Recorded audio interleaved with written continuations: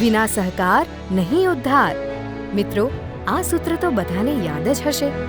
આ જ સૂત્ર સાથે અડીખમ ઊભી છે રાજ્યની સહકારી મંડળીઓ. આ સહકારી મંડળીઓમાં સામેલ છે હજારોની સંખ્યામાં રજિસ્ટર્ડ થયેલી કોઓપરેટિવ હાઉસિંગ અને કોઓપરેટિવ હાઉસિંગ સર્વિસ સોસાયટીઓ. તમારી સોસાયટી રજિસ્ટર્ડ છે કે નથી? તમે કોઈ સોસાયટીના સભાસદ છો? તમે કોઈ સોસાયટીના વ્યવસ્થાપક કમિટી સભ્ય છો કે પછી હોદ્દેદાર? હાઉસિંગ સર્વિસ સોસાયટીના સંચાલન અને વહીવટ અંગે તમને ઘણા બધા પ્રશ્નો ઉદ્ભવતા હશે. તો આ ફિલ્મ થકી મળશે તમારા દરેક પ્રશ્નોના જવાબો અને જરૂરી માહિતી અને માર્ગદર્શન. તો આવા હાઉસિંગ સર્વિસ સોસાયટીના સભાસદો, વ્યવસ્થાપક કમિટીના સભ્યો અને હોદ્દેદારોને મૂંઝવતા પ્રશ્નો અને તેના ઉકેલ, હાઉસિંગ સર્વિસ સોસાયટીના રજિસ્ટ્રેશન પહેલાંની પ્રક્રિયા, રજિસ્ટ્રેશનની પ્રક્રિયા, રજિસ્ટ્રેશન બાદની પ્રક્રિયા, જરૂરી રેકર્ડ અને તેની જાળવણી, વ્યવસ્થાપક કમિટી અને સભાસદોની ફરજ અને અધિકારો અંગે માહિતી અને માર્ગદર્શન આપવા એ આ ફિલ્મનો ઉદ્દેશ્ય છે. Gokulnagar cooperative housing society limited. વર્ષોથી આવી જુદા જુદા નામોવાળી હાઉસિંગ સોસાયટીના નામો આપણે સાંભળતા આવ્યા છીએ. તો સૌથી પહેલાં એ જાણીએ કે આ હાઉસિંગ સોસાયટી એટલે શું, તેની રચના કેવી રીતે થાય છે અને તેની જરૂરિયાત શું છે. ચાલો જાણીએ. ઓછામાં ઓછા 10 જુદા જુદા પરિવારના લોકો એક જ જગ્યાએ રહેવાનું નક્કી કરી પોતપોતાના મકાનો બાંધવા માટે ભેગા થાય ત્યારે તમામ કાર્યવાહી જેવી કે જમીન ખરીદવી, તેના પર મકાનો બાંધવા માટેના પ્લાન તૈયાર કરાવવા, પ્લાન મંજૂર કરાવવા તેમજ તેની ઉપર મકાનોનું કન્સ્ટ્રક્શન કરવું જેવી પ્રવૃત્તિ માટે કોઓપરેટિવ હાઉસિંગ સોસાયટીની રચના કરવામાં આવે છે. આ 10 લોકો ભેગા મળી મીટિંગ કરી, શેરફાળો નક્કી કરી સભાસદ બનાવી, મંડળીનું નામ નક્કી કરી, જરૂરી ઠરાવો કરી, જિલ્લાની સહકારી બેંકમાં ખાતું ખોલાવી શેરફાળો જમા કરાવે છે. ત્યારબાદ જિલ્લા રજિસ્ટ્રારની કચેરીમાં સોસાયટીના રજિસ્ટ્રેશનની એપ્લિકેશન કરી જરૂરી કાગળો સાથે ફાઇલ સબમિટ કરાવવામાં આવે છે. અત્યારે આ પ્રક્રિયા ફરજિયાતપણે ઓનલાઈન કરવાની થાય છે. નિયમ મુજબ રજિસ્ટ્રાર કચેરી 60 દિવસમાં સોસાયટી રજિસ્ટ્રેશનની કામગીરી પૂર્ણ કરે છે. રજિસ્ટ્રેશન સર્ટિફિકેટ મળ્યા બાદ 3 માસમાં સાધારણ સભાનું આયોજન કરી વ્યવસ્થાપક કમિટીની નિયુક્તિ માટે ચૂંટણીની પ્રક્રિયા હાથ ધરી પૂર્ણ કરી વ્યવસ્થાપક કમિટી અને હોદ્દેદારોની વરણી કરી વ્યવસ્થાપક કમિટી સોસાયટીનો વહીવટ સંભાળી લે છે. મિત્રો, હાઉસિંગ સોસાયટીમાં જમીનની ખરીદી સોસાયટીના નામે કરવામાં આવે છે, જેથી સોસાયટીની કોમન જગ્યા અને બિલ્ડિંગની માલિકીનો હક સોસાયટી પાસે રહે છે, જ્યારે સ્વતંત્ર મકાનોનું માલિકીપણું જે તે સભાસદોનું હોય છે. હવે હાઉસિંગ સોસાયટી ઓછી રજિસ્ટર થઈ રહી છે. ઘટતી જતી સ્પેસના કારણે નાના અને મોટા શહેરોમાં બહુમાળી એપાર્ટમેન્ટ્સની સંખ્યા વધવા લાગી છે. બિલ્ડર્સ દ્વારા જમીન ખરીદી જુદી જુદી સુવિધાઓવાળા એપાર્ટમેન્ટ્સ અને બંગલોઝનું નિર્માણ કરી તેનું વેચાણ કરવામાં આવે છે. આવા મકાનો બાંધનાર બિલ્ડર જ્યારે પોતાની જવાબદારી પૂર્ણ કરે ત્યારે મકાનો ખરીદનાર મકાન માલિકો માટે નિયમિત રૂપે સોસાયટીના રાખરખાવ માટે જરૂરી એવા સફાઈ, પાણી, મરામત અને અન્ય સુવિધાઓનું સુચારું સંચાલન થાય એ અતિ આવશ્યક છે. આવા સંજોગોમાં સભ્યો માટે સોસાયટીના રાખરખાવના કામો કરવા સોસાયટીનું રજિસ્ટ્રેશન કરાવવું જરૂરી બને છે. સોસાયટીના બધા સભ્યો ભેગા મળી સોસાયટીના વહીવટ માટે સર્વિસ સોસાયટીની કેટેગરીમાં જિલ્લા રજિસ્ટ્રારની કચેરીમાં તેની નોંધણી કરાવી શકે છે, જે સોસાયટીના દરેક સભ્યને જરૂરી સર્વિસીસ આપવા માટે રચાયેલ હોય છે. મકાનો તૈયાર થઈ ગયા બાદ ફક્ત સર્વિસીસ આપવા માટે બનેલી સોસાયટી હોવાથી હાઉસિંગ સોસાયટીની જેમ ટ્રાન્સફર ફી લઈ શકતી નથી. તો આવો સર્વિસ સોસાયટીના રજિસ્ટ્રેશનની એપ્લિકેશન પહેલાં શું પ્રક્રિયા કરવી પડે તેની પર એક નજર કરીએ. સર્વિસ સોસાયટી રજિસ્ટ્રેશનની પ્રક્રિયા પણ સામાન્ય હાઉસિંગ સોસાયટીની જેવી જ છે. સૌપ્રથમ અપાર્ટમેન્ટ્સ કે બંગલોઝની સોસાયટીમાં વસવાટ કરી રહેલ તમામ સભ્યો ભેગા મળી સાધારણ સભા બોલાવે છે, જેમાં નિયમ મુજબ મકાન માલિક હોય તેવા દરેક સભ્યોને સાધારણ સભામાં હાજરી આપવા માટે 15 દિવસ અગાઉ મીટિંગનો એજન્ડા પહોંચાડવામાં આવે છે. સોસાયટીની નોટિસ બોર્ડ પર પણ સાધારણ સભાના એજન્ડાને લગાવવામાં આવે છે. સાધારણ સભામાં હાજર રહેલ સભ્યો એજન્ડા મુજબ સર્વિસ સોસાયટી રજિસ્ટ્રેશન માટે જરૂરી 11 પ્રયોજકો અને તે પૈકી એક મુખ્ય પ્રયોજક નક્કી કરે છે. સહકારી મંડળીના કાયદા મુજબ સૂચિત સોસાયટીના પેટા નિયમો એટલે બાયલોઝની બુકલેટ તૈયાર કરવામાં આવે છે, જેમાં સોસાયટીના સંચાલન માટે જરૂરી દરેક બાબતોનો સમાવેશ કરવામાં આવે છે. સોસાયટીની ઠરાવ બુકમાં મીટિંગમાં નક્કી થયેલ પ્રયોજકોની વિગતો અને સૂચિત સર્વિસ સોસાયટીનું બેંક એકાઉન્ટ જિલ્લાની સહકારી બેંકમાં અથવા સહકારી કાયદા મુજબ માન્ય બેંકમાં ખોલાવવા માટેના ઠરાવો લખવામાં આવે છે. તદુપરાંત સોસાયટીના કુલ સભ્યોમાંથી 50% સભ્યોનો શેરફાળો અને દાખલ ફી ભેગી કરી સોસાયટીના સૂચિત બેંક એકાઉન્ટમાં જમા કરાવવામાં આવે છે. ત્યારબાદ અપાર્ટમેન્ટ્સમાં મંજૂર થયેલ પ્લાન, BU પરમિશન, જમીનના ડોક્યુમેન્ટ્સ, સૂચિત સોસાયટીના પેટા નિયમોની બુકલેટની 3 કોપી, મુખ્ય પ્રયોજકના એકરારનામા અને સોગંદનામું તેમજ 11 પ્રયોજકોના ઓળખના પુરાવા લઈને જિલ્લા રજિસ્ટ્રાર હાઉસિંગ અથવા મદદનીશ જિલ્લા રજિસ્ટ્રાર હાઉસિંગની કચેરીમાં મૂકવા માટેની ફાઇલ તૈયાર કરવામાં આવે છે. મિત્રો, ડિજિટલ ઇન્ડિયા અભિયાનના ભાગરૂપે ગુજરાત સરકારે કોઓપરેટિવ સોસાયટીના રજિસ્ટ્રેશનની પ્રક્રિયા પણ ઓનલાઈન કરી દીધી છે. તો હવે હાઉસિંગ સર્વિસ સોસાયટીના રજિસ્ટ્રેશન માટે ગુજરાત સરકારના ઇન્વેસ્ટર ફેસિલિટી પોર્ટલ IFP પર લોગિન કરી જરૂરી માહિતી અને ડોક્યુમેન્ટ્સ અપલોડ કરવાના હોય છે. તો ચાલો જાણીએ એ પ્રોસેસ. સૌથી પહેલા ગુજરાત સરકારના પોર્ટલ IFP પર ન્યૂ ઇન્વેસ્ટર રજિસ્ટ્રેશન પર ક્લિક કરી સૂચના મુજબ લોગિન ID ક્રિએટ કરો. ત્યારબાદ યુઝર નેમ પાસવર્ડની મદદથી પોર્ટલ પર લોગિન કરી હોમ પેજ પર જાઓ. અહીં ડાબી બાજુએ ઉપલબ્ધ વિવિધ ઓપ્શન્સમાંથી પાર્ટનરશિપ ફર્મ અથવા સોસાયટી રજિસ્ટ્રેશન પર ક્લિક કરી રજિસ્ટ્રેશન કોઓપરેટિવ સોસાયટી પર ક્લિક કરવાથી સ્ટેપ 1 ફોર્મ ખુલશે. આ ફોર્મમાં સૌપ્રથમ જમણી બાજુએ રહેલ ટાઈપ ઓફ કોઓપરેટિવ સોસાયટી પર સિલેક્ટમાં કોઓપરેટિવ હાઉસિંગ સર્વિસ સોસાયટીને સિલેક્ટ કરો. ત્યારબાદ ડાબી બાજુએ પ્રપોઝ્ડ સોસાયટીનું નામ ટાઈપ કરો અને નીચેના કોલમમાં બેંકમાં જમા કરાવેલ શેરફાળા દાખલ ફીની રકમ લખો. ફોર્મમાં દર્શાવેલ કોલમમાં સોસાયટીનું ડિટેલ એડ્રેસ લખો. માંગેલી દરેક વિગતો ભરો. કોરસ્પોન્ડન્સ ઓફ મેઇન પ્રમોટરમાં માંગેલી મુખ્ય પ્રયોજકની તમામ વિગતો ભરો. સાથે સાથે is the propose society limited માં યસ ટિક કરો. એરિયા ઓફ ધ સોસાયટીમાં તમારી સોસાયટી કયા વિસ્તારમાં આવેલી છે તે વિગતો ભરો. ફંડિંગ ડિટેલ્સમાં યસ પર ટિક કરો. શેર કેપિટલમાં શેરની સંખ્યા અને બેંકમાં ભરેલા નાણાંની રકમ લખો. પ્રમોટર્સ ડિટેલ્સમાં તમારા પ્રયોજકની ડિટેલ્સ ભરો. એક પ્રમોટર્સની માંગેલી વિગતો ભરી એડ કરવાથી બીજા પ્રમોટર્સની વિગત ભરી શકાશે. ફાઇનાન્શિયલ ડિટેલ્સમાં દર્શાવેલ શેર ભંડોળને લાગતી વિગતો ભરો. તમામ વિગતો ભરાઈ ગયા બાદ અંતમાં દર્શાવેલ સેવ પર ક્લિક કરવાથી સ્ટેપ 1 સેવ થઈ જશે અને ભરેલી તમામ વિગતો દર્શાવતું ફોર્મ A જનરેટ થશે.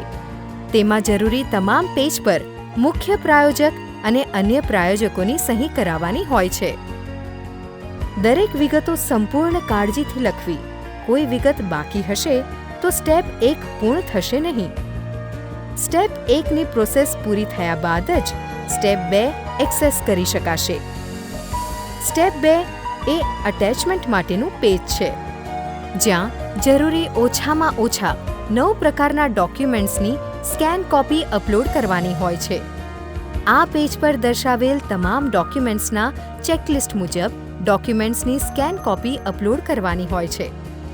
તમામ ડોક્યુમેન્ટ્સ સફળ રીતે અપલોડ કર્યા બાદ એપ્લિકેશન ID જનરેટ થશે અને જેનો મેસેજ તમારા રજિસ્ટર્ડ ઈમેલ અને મોબાઈલ નંબર પર આવી જશે.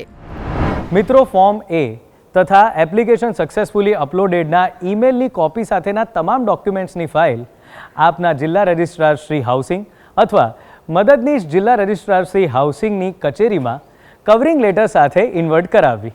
જરૂરી તમામ ડોક્યુમેન્ટ્સ સાથેની ફાઇલ સબમિટ કર્યા બાદ 60 દિવસની મુદતમાં રજિસ્ટ્રેશનની પ્રક્રિયા પૂર્ણ થાય છે. ત્યારબાદ સોસાયટીના નામનું સર્ટિફિકેટ મુખ્ય પ્રાયોજકને આપવામાં આવે છે. સાથે સર્ટિફાઈડ બાયલોઝ અને કવરિંગ લેટર પણ આપવામાં આવે છે, જેમાં 3 માસની અંદર સાધારણ સભા બોલાવી નવી વ્યવસ્થાપક કમિટીની રચના કરવા માટેની સૂચના આપવામાં આવે છે. રજિસ્ટ્રેશન સર્ટિફિકેટ આવ્યા બાદનું પ્રથમ પગલું છે અગાઉની જેમ સાધારણ સભા બોલાવી, જેમાં બધા સભાસદોને હાજર રાખી પેટા નિયમોમાં જણાવેલ સંખ્યા મુજબની વ્યવસ્થાપક કમિટી માટે જરૂરી ચૂંટણી પ્રક્રિયા કરવી. ચૂંટણી પ્રક્રિયા પૂર્ણ થતાં જ ચૂંટાયેલા વ્યવસ્થાપક કમિટીના સભ્યો, ચેરમેન, સેક્રેટરી, ખજાનચી જેવા હોદ્દેદારોની નિમણૂક કરાશે. સાધારણ સભામાં તમામ સભાસદો હાજર હોય, મહત્વની બાબતો જેવી કે સોસાયટીના રાખ-રખાવ માટે જરૂરી માસિક મેન્ટેનન્સની રકમ, સફાઈના કોન્ટ્રાક્ટ કે લિફ્ટ મેન્ટેનન્સ કોન્ટ્રાક્ટ જેવા મોટા કામોની મંજૂરી પણ મેળવી લેવી જરૂરી છે. વ્યવસ્થાપક કમિટી અને હોદ્દેદારોની મુદત 5 વર્ષની હોય છે અને મુદત પૂરી થતા પહેલા નવી ચૂંટણી કરવી ફરજિયાત છે. સોસાયટીમાં મકાન ધરાવનાર અને સભાસદ હોય તે જ વ્યવસ્થાપક કમિટીના સભ્ય બની શકે છે. આ તમામ જાણકારી સર્ક્યુલર રૂપે તમામ સભાસદોને આપવાની જવાબદારી નિયુક્ત પામેલા હોદ્દેદારોની હોય છે. ત્યારબાદ મુખ્ય પ્રયોજક પોતાની પાસે રહેલ તમામ રેકોર્ડ્સની સોંપણી નવનિયુક્ત ચેરમેન અને સેક્રેટરીને કરી દેશે. નવા હોદ્દેદારોની વિગતો અને જરૂરી ઠરાવો બેંકમાં આપી સૂચિત ખાતાને નિયમિત કરાવવું અને મુખ્ય પ્રયોજક અને અન્ય પ્રયોજકોની સહીઓ બદલી નવા ચેરમેન, સેક્રેટરી અને ખજાનચીની સહી કરાવવી. સર્વિસ સોસાયટી રજિસ્ટર્ડ થયા બાદ વહીવટ કરી રહેલ વ્યવસ્થાપક કમિટી અને તેના હોદ્દેદારો માટે સહકારી કાયદા મુજબ સોસાયટીનો પારદર્શક વહીવટ કરવાની તેમજ જરૂરી રેકર્ડ અપડેટ રાખવાની મુખ્ય જવાબદારી આવે છે. તો ચાલો એ વિષય પર વિગતવાર માહિતી મેળવીએ. પેટા નિયમમાં દર્શાવ્યા મુજબ નિયમિત રીતે વ્યવસ્થાપક કમિટીની મીટિંગ કરવી જરૂરી છે, જેમાં સોસાયટીના કામોની ચર્ચા કરી જરૂરી કાર્ય અંગેના નિર્ણયોનો ઠરાવ કરી કાર્યવાહી કરવામાં આવે છે. કોઈ પણ ખરીદી કે કોન્ટ્રાક્ટ માટે જરૂરી ભાવપત્રકો મેળવી કમિટીમાં ચર્ચા કરી યોગ્ય પાર્ટીને કામ સોંપવાનું હિતાવહ છે. આ પ્રક્રિયાની ઠરાવ બુકમાં નોંધ કરવી જરૂરી છે. રોજની આવક જાવક અંગે રોજમેળ નિયમિત લખવા જોઈએ. શક્ય હોય ત્યાં સુધી ચૂકવણું ચેકથી જ કરવું. દર મહિને નિયમિત મેન્ટેનન્સ ઉઘરાવવું, તેની પાકી પહોંચ સભાસદોને આપવી અને કેશ નિયમિત રીતે બેંકમાં જમા કરાવવી જોઈએ. 5,000 રૂપિયાથી વધુ કેશ હાથ પર રાખવી નહીં. સભાસદ રજિસ્ટર અને શેર રજિસ્ટરને મેન્ટેન કરવું, તેમાં દરેક સભાસદની એન્ટ્રી કરી શેર સર્ટિફિકેટ આપી શેર રજિસ્ટરમાં તેની એન્ટ્રી કરવી. સભાસદ દ્વારા તેના મકાનના નોમિનીની નિમણૂક નોંધ પણ આ રજિસ્ટરમાં કરવી જરૂરી છે. એજન્ડા બુક અને વ્યવસ્થાપક કમિટીની ઠરાવ પ્રોપર રીતે મેન્ટેન કરી નિયમિત રીતે ચેરમેન અને સેક્રેટરીના સહી અને સિક્કા કરાવવા. સોસાયટીના તમામ રેકોર્ડ્સ જેવા કે રોજમેળ, વાઉચર બુક, રિસિપ્ટ બુક, ખાતાવહી, કેશ બુક, ચેકબુક, પાસબુક, ઠરાવ બુક, એજન્ડા રજિસ્ટર, સભાસદ register, share register, stock register વગેરે સેક્રેટરીની પાસે રહેશે અને તેની તમામ જવાબદારી તેમની રહેશે તે અંગેનો ઠરાવ કરી લેવા જરૂરી છે. દરેક સોસાયટીનું નાણાકીય વર્ષ 31મી માર્ચે પૂર્ણ થાય છે, તો સમગ્ર વર્ષના હિસાબોનું ઓડિટ રજિસ્ટ્રાર શ્રી દ્વારા નિમણૂક કરાયેલ ઓડિટર પાસે કરાવવું ફરજિયાત છે. 30મી સપ્ટેમ્બર સુધીમાં વાર્ષિક સાધારણ સભાનું આયોજન કરી ઓડિટેડ હિસાબો તેમાં રજૂ કરવા આવશ્યક અને નિયમ પ્રમાણે ફરજિયાત છે. મોટા નિર્ણયો જેવા કે લિફ્ટ કોન્ટ્રાક્ટ, નવો બોર બનાવવો, સફાઈના કોન્ટ્રાક્ટ આપવા, મેન્ટેનન્સ નક્કી કરવા જેવા કામોને સાધારણ સભામાં મંજૂર કરવા આવશ્યક હોય છે. સભાસદો દ્વારા ચૂંટાયેલ વ્યવસ્થાપક કમિટી અને તેના હોદ્દેદારોને સોસાયટીના સુચારુ સંચાલન માટે જરૂરી અધિકારો આપવામાં આવેલ છે, જેવા કે રોજબરોજના સફાઈ, પાણી, મરામતના કામો કરાવવા, નવા સભાસદો બનાવવા, સભાસદોને શેર સર્ટિફિકેટ આપવાની જવાબદારી પણ વ્યવસ્થાપક કમિટીના શિરે છે. સોસાયટીની કામગીરીમાં સહકાર ન આપતા સભાસદો વિરુદ્ધ કાર્યવાહીની સત્તા પણ વ્યવસ્થાપક કમિટીને મળેલ છે.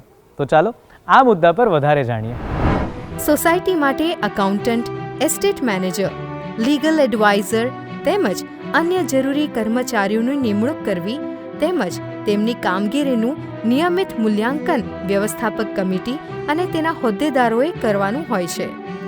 તદુપરાંત સોસાયટીના વાર્ષિક અહેવાલો અને હિસાબો તૈયાર કરવા તથા સાધારણ સભાની તારીખ નક્કી કરવી, મંડળીમાં કામકાજનું ખર્ચ મંજૂર કરવું તથા ત્રિમાસિક તારીખ અને સરવૈયું તપાસવું અને ખર્ચ તથા હિસાબો મંજૂર કરવા, જરૂર પડે પેટા કમિટીઓ નીમવી અને તેમને જરૂરી સત્તા અને ફરજો સોંપવી, સભાસદોની ફરિયાદો સાંભળવી અને તેનો નિકાલ કરવો, માનદ મંત્રીની ફરજો અને જવાબદારીઓ નક્કી કરવી તથા વ્યવસ્થાપક કમિટીમાં જ ચેરમેન, સેક્રેટરી અને ખજાનચીની નિમણૂક કરવી તેવી મહત્વની જવાબદારીઓ વ્યવસ્થાપક કમિટીએ નિભાવવાની હોય છે. મિત્રો, સામાન્ય રીતે વ્યવસ્થાપક કમિટી અને તેના દ્વારા નક્કી થયેલ ચેરમેન, સેક્રેટરી અને ખજાનચીએ મંડળીના ઉદ્દેશો, સાધારણ સભાના ઠરાવો, સહકારી કાયદા કાનૂન અને પેટા નિયમોને આધીન રહીને મંડળીનું કામકાજ કરવાનું છે. કમિટીની કોઈ ફરજ ચૂકને લીધે અથવા પોતાની ફરજમાં નિષ્ક્રિયતા દાખવવાથી અથવા પોતાની ફરજ સમયસર અદા ન કરવાને કારણે સોસાયટીને નુકસાન થશે તો વ્યવસ્થાપક કમિટીના સભ્યો આ માટે વ્યક્તિગત અને સામૂહિક રીતે જવાબદાર ગણાશે. ઘણીવાર વ્યવસ્થાપક કમિટીના સભ્યો અને ચેરમેન, સેક્રેટરી, ખજાનચી પોતાના મનસ્વી નિર્ણયો કરી અન્ય સભાસદોની અવગણના કરતા હોય છે. આવા સંજોગોમાં જિલ્લા રજિસ્ટ્રાર હાઉસિંગ કે મદદનીશ રજિસ્ટ્રાર હાઉસિંગને રજૂઆત કરી શકાય છે. રજિસ્ટ્રારશ્રી વ્યક્તિગત સભ્ય, હોદ્દેદારો અને આખી કમિટીને દૂર કરી શકે છે.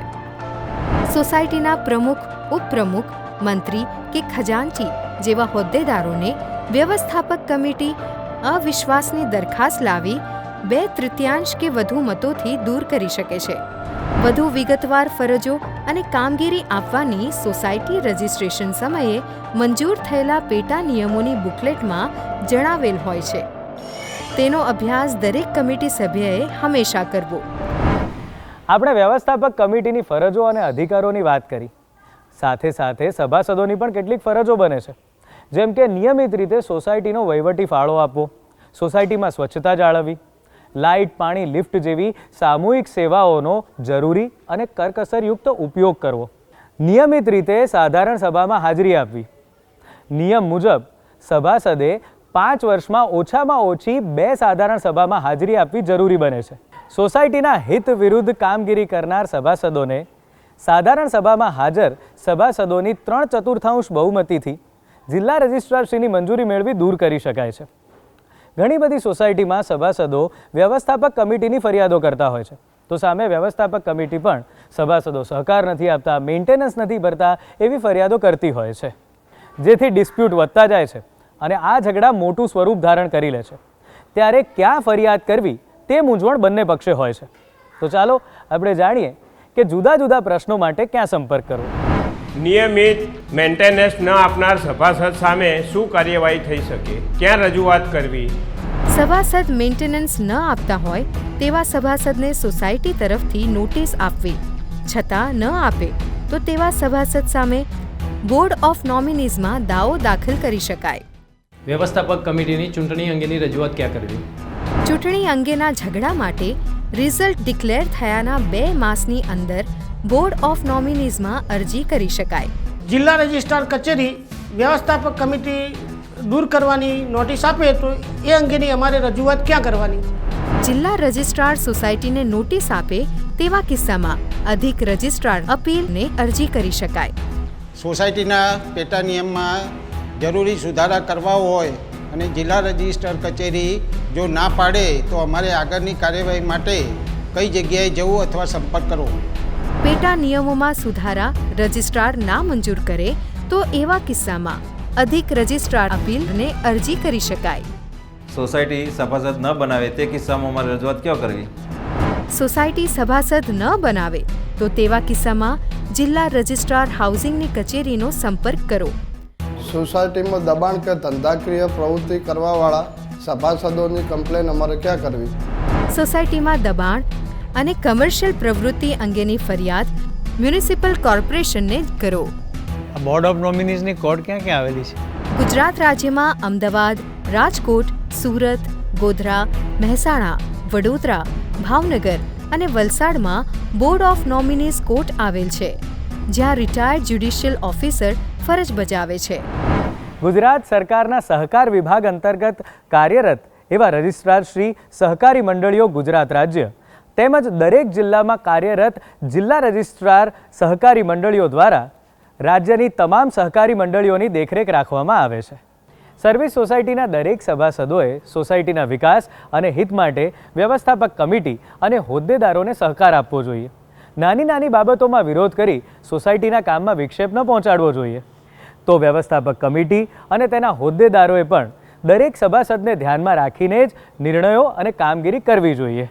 સહકારી સોસાયટીમાં દરેક કામ એકબીજાના સહકાર વિના મુશ્કેલ છે, તે બાબત હંમેશા યાદ રાખવી. સહકારથી જ સમૃદ્ધિ છે, વિના સહકાર નહીં ઉદ્ધાર.